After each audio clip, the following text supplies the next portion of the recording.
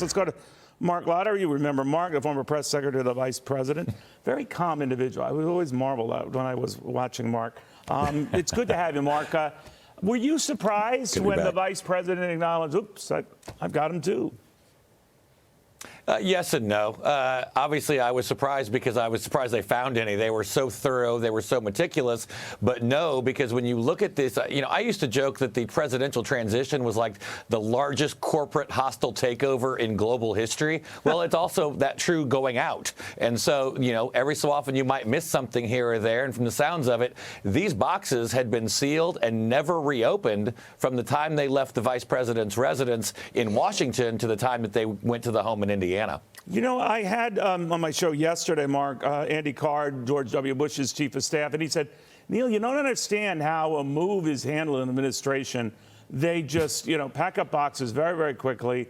It's usually not the powers that be doing that packing, not the president or the vice president or any of the cabinet secretaries, but a bunch of assistants and all, and they're just ramming stuff, flinging them in boxes, getting them in a truck because there's very little time to sort of digest all of this. Is that true? And if that is true, that alone could be worrisome if in the process of clearing desks, you're clearing classified documents and people who shouldn't even be seeing the cover.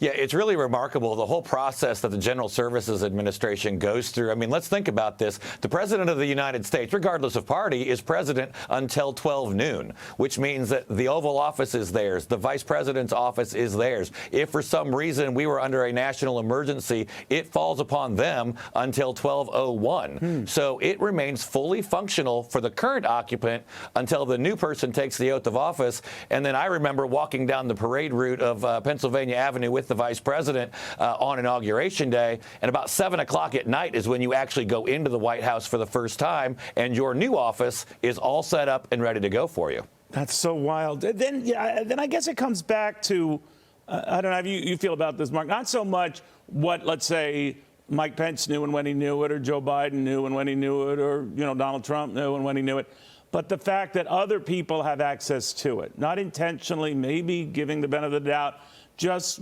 clearing papers and all, but their eyes are not supposed to see this stuff.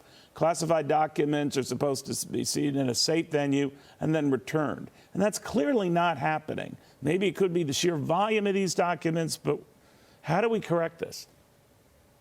Well, the sheer volume is part of the problem. I mean, I've seen, classified reports that have newspaper clippings in them, okay? What's classified about a newspaper clipping? It's in the public already. So you have some issues with that, and I think there is a large issue about overclassification in government. But the one thing I think, it should be stressed is that the higher up the level of classification is, the tighter the scrutiny is. And, it gets to the point when you get to certain levels, it needs to come in a locked briefcase. It can only be opened and accessed inside the most secured of rooms, and then the further down the classification structure you go, the looser those standards are. We don't know what these documents were in any of the cases, not just with the former vice president. So, it sounds great and scary to say classified. We need to know what it was before we start kind of thinking about why wasn't somebody waiting there to take it back and put it back into a locked briefcase. I had Chris Sununu on my show the other day, the New Hampshire governor, who might be entertaining a run for president. I'm not sure, but it certainly sounds like that.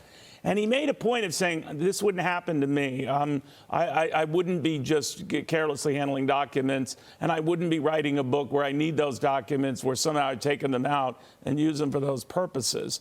So it's already become a campaign issue for candidates who are trying to make it such. What do you think?